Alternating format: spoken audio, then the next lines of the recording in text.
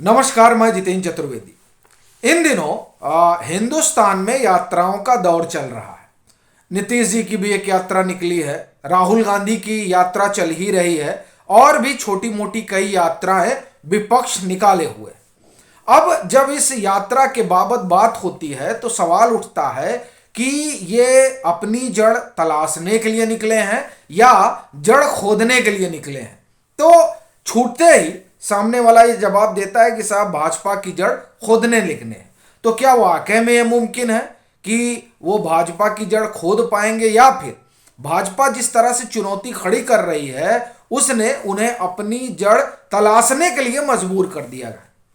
ये बात इसलिए खड़ी हो रही है क्योंकि जिस तरह की योजना दिखाई दे रही है भाजपा की, उससे तो ऐसा लगता है कि इन लोगों के होश उड़े हुए हैं।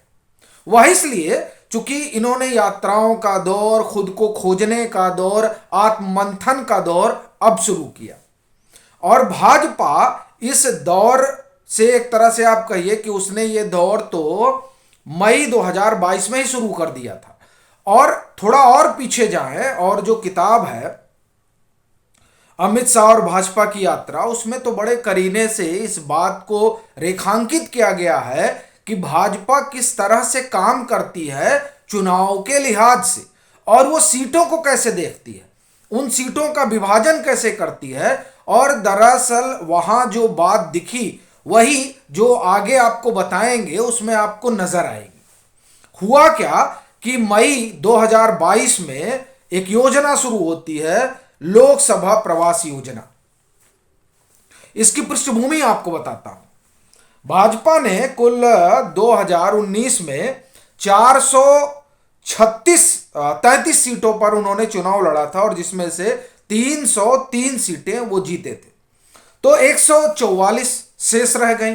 अब ये जो 144 सीटें रहीं, इन पर भाजपा को मजबूत करने की जो योजना है उसी का नाम है लोकसभा प्रवास योजना। ये पहले 144 थी, फिर 160 हुई और कहा जा रहा है कि आने वाले दिनों में इसकी इन सीटों की संख्या 200 हो सकती है। अब इन सीटों की खासियत क्या है, पहले उस पर आते हैं, फिर इस पर आते हैं कि कहां कहां ये सीटें मौजूद हैं और फिर इस पर आते हैं कि जो जमीन खोदने निकले हैं वो क्या अपनी जमीन बचा पाएंगे जो कहीं खो गई है, इस पर बाद में आएंगे। तो पहले ये जो 200 सीटें हैं इन पर आते हैं। ये सीटें जिस तरह से विभाजित की गई हैं वह भी आपको बड़ा आश्चर्य पैदा करेंगी।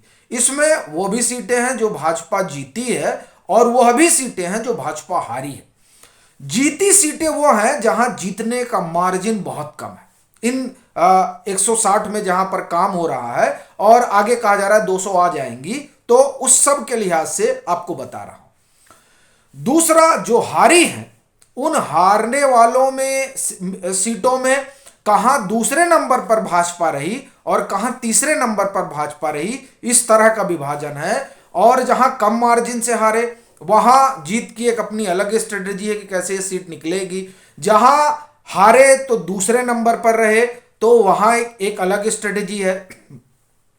फिर जहां हारे और तीसरे नंबर पर रहे उसकी एक अलग स्ट्रेटेजी है। तो इस तरीके से इन संभावित 200 सीटों और मौजूदा समय में 160 सीटों पर भाजपा लगी हुई है और ये यहां सीटों का एक क्लस्टर बना है और उस क्लस्टर की जिम्मेदारी जो है आला मंत्री को दी गई है और उस आला मंत्री से उस इलाके के आप ये समझिए बूथ तक के लोगों को जोड़ा गया है। और ये कोऑर्डिनेशन जो है, ये कोऑर्डिनेशन सोशल मीडिया के जरिए, आपस में बातचीत के जरिए, मीटिंगों के जरिए इस कोऑर्डिनेशन को बनाया गया है ताकि ये जो सीटें हैं इन सीटों में से मैक्सिमम पर भाजपा की जीत सुनिश्चित की जा सके। और दरअसल ये जो आपने इन सीटों पर देखा, दरअसल यही रणनीति है अमित शाह की जिस पर वो काम करते हैं। और वो ये मानते हैं कि जब तक संगठन मजबूत नहीं होगा तब तक भाजपा सत्ता में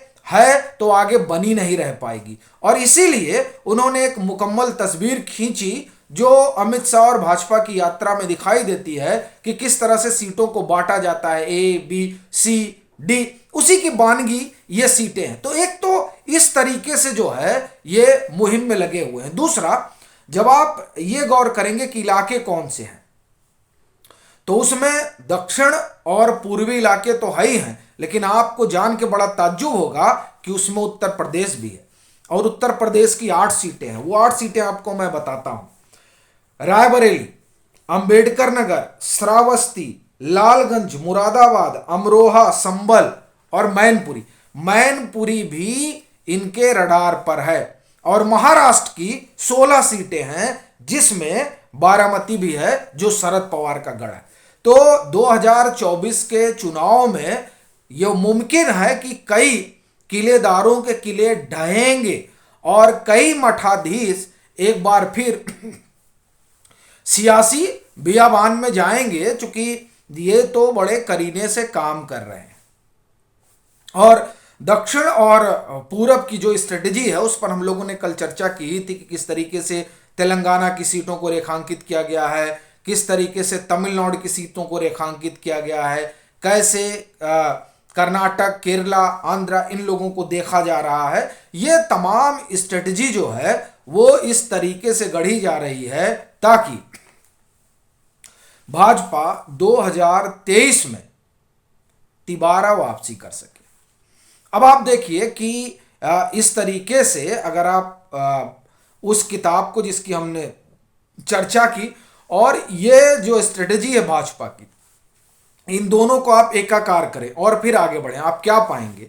आप देखेंगे कि दरअसल भाजपा तो वैसे 24/7 पॉलिटिक्स करती है, लेकिन अगर हम लोकसभा चुनाव के लिहाज से देखें तो वो मई 2022 से ही लग गई है तैयारी में। और चुनाव कब होने हैं? 2024 में। मतलब 2 साल पहले से वो जुट गई अपने मिशन में और उनका गोल एकदम स्पष्ट है। वो ये कि 2024 जीतना है और 2019 से ज्यादा सीटें लानी है। तो इन 2 गोल को ध्यान में रखते हुए वो 2024 26 मई या 27 मई जो भी शपथ की तिथि हो उसकी योजना वो 22 मई 2022 से बनाने लगते हैं।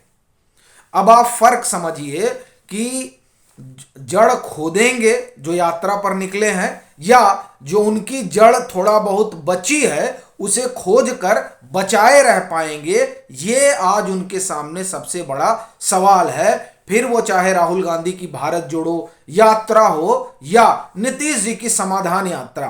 दरअसल उस यात्रा के जरिए वो अपनी सीटें बचाने का समाधान ढूंढ रहे हैं, क्योंकि समस्या उनके सामने खड़ी हो गई है। उसी तरीके से भारत जोड़ो यात्रा के जरिए कांग्रेस अपनी जो 50 सीटें 52 सीटें उन्हें 2019 में मिली हैं उसे बचाने की कवायद चल रही है। ये उससे इतर और उससे अलग कुछ भी नहीं है। जो कोशिश है वो बस इतनी है इन यात्राओं की कि किसी तरीके से जो अपनी जमीन है उसे बचा लिया जाए, क्योंकि भाजपा की जमीन और जड़ खोदने के लिए तो दरअसल उस तरह का एक मुकम्मल योजना बनानी पड़ेगी। और योजना से भी बड़ी बात है कि आपके पास उस तरीके का विश्वसनीय और साख वाला चेहरा लाना होगा जो कम से कम विपक्ष के सामने तो नहीं ही दिखाई देता, और अगर किसी की साख वाख है भी तो वो क्षेत्र तक सीमित है। नरेंद्र मोदी जैसा औरा तो अभी तक नहीं बना है। तो इसलिए ये जो यात्राएं हैं, ये यात्राएं ऐसा लगता है कि अपनी जड़ बचाने के लिए निकाली गई हैं। अब वो बचा पाएंगी ये नहीं, ये तो देखना बड़ा दिलचस्प होगा। अभी के लिए फिलहाल इतना ही। अगर आप मतांतर से नहीं जुड़े हैं तो जुड़िए, वीडियो को लाइक कीजिए, शेयर कीजिए और अपने सुझाव जरूर साझा कीजिए।